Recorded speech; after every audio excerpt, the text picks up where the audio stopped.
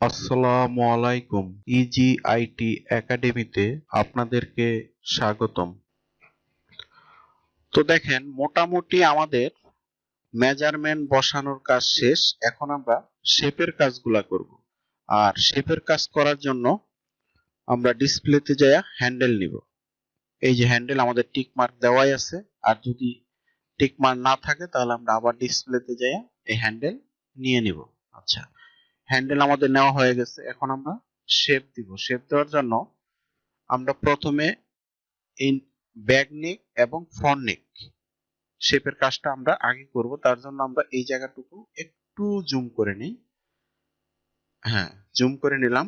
এখন আমরা যাব হলো যে F3 তে যাওয়ার পরে যে রিশেপ, এখন আমরা এটা শেপ দিব। হ্যাঁ, শেপ দিব। এখন একটা জিনিস আপনাদের খুবই জানা দরকার, সেটা হলো শেপ দেওয়ার সময় যেন অবশ্যই হ্যান্ডেল যেন এই পাশে না যায়।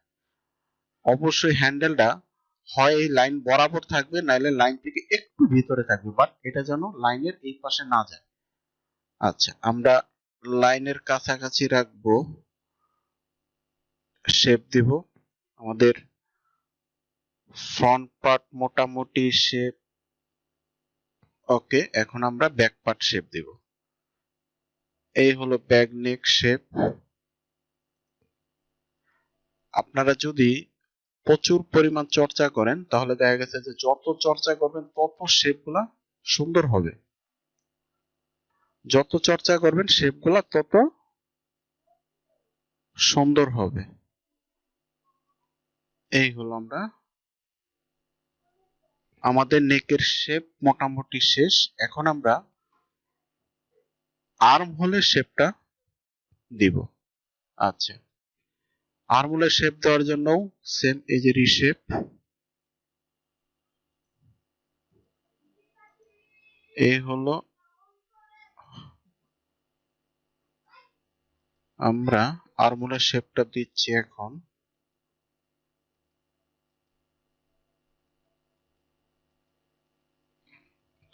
আর্ম হোলের শেপটা যত সুন্দর করা যাবে প্যাটার্নটা তত ফিটিং ভালো আসবে।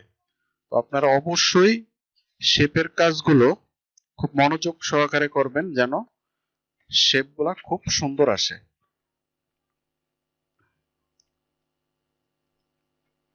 এই হলো আমাদের আর্মহোলের শেপ।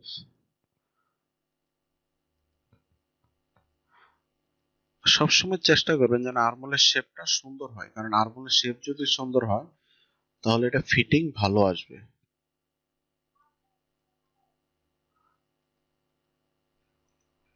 হ্যাঁ, মোটামুটি আমাদের আর্মহোলের শেপ হয়ে গেছে। আর্মহোলের শেপটা আমরা মোটামুটি আর্মহোলের শেপটা দেওয়া শেষ। এখন আমরা চাইলে আরেকটু সুন্দর করতে পারি শেপটা। আমরা চেষ্টা করি, চেষ্টা করলে আমরা অবশ্যই পারবো। আমরা আর্মহোলের শেপটা আরেকটু সুন্দর করার চেষ্টা করতেছি। হ্যাঁ, আর্মহোলের শেপটা এখন খুব সুন্দর আসছে। তো এখানে দেখেন আমার কিন্তু বডি প্যাটার্ন, এখানে আমার বডি প্যাটার্ন মোটামুটি শেষ। এখন আমরা যে কাজটা করব, এই যে আমাদের বাড়তি লাইনগুলো, যে লাইনগুলো আমার প্রয়োজন নাই, সেই লাইনগুলো আমরা ডিলিট করে দিব। আচ্ছা, ডিলিট করার জন্য আমরা এই যে F3 তে এই যে ডিলিট, আমার এই লাইনটা প্রয়োজন নাই, আমি ডিলিট করে দিব। এই পয়েন্টটাও ডিলিট করে দিব, এই পয়েন্টও ডিলিট করে দিব। এটা হলো আমার শোল্ডার উইথের লাইন, এই লাইনটা আমি রাখবো। আর এই লাইনটা যদি আমি রাখি তাহলে আমি বাড়তি লাইনটুকু ডিলিট করব। তার জন্য আমি এই পয়েন্টে ক্লিক করব। আচ্ছা, এখন আমি এই লাইনটা আমার প্রয়োজন নাই, এই লাইনটা আমি মাঝখানে ডিলিট করব। চলে গেছে। আচ্ছা, এখন এই লাইনটারও আমার প্রয়োজন নাই, ডিলিট করে দিব। এই যে বাড়তি লাইনটুকু, এইটুকু আমরা ডিলিট করে দিব, এইটুকু আমরা ডিলিট করে দিব। আচ্ছা, এখানে আমরা এটা ইনসার্ট পয়েন্ট করে দিব। আর ইনসার্ট পয়েন্ট করার জন্য F3 তে যাওয়ার পরে এই যে ইনসার্ট পয়েন্ট, এটা আমরা ইনসার্ট পয়েন্ট করে দিব।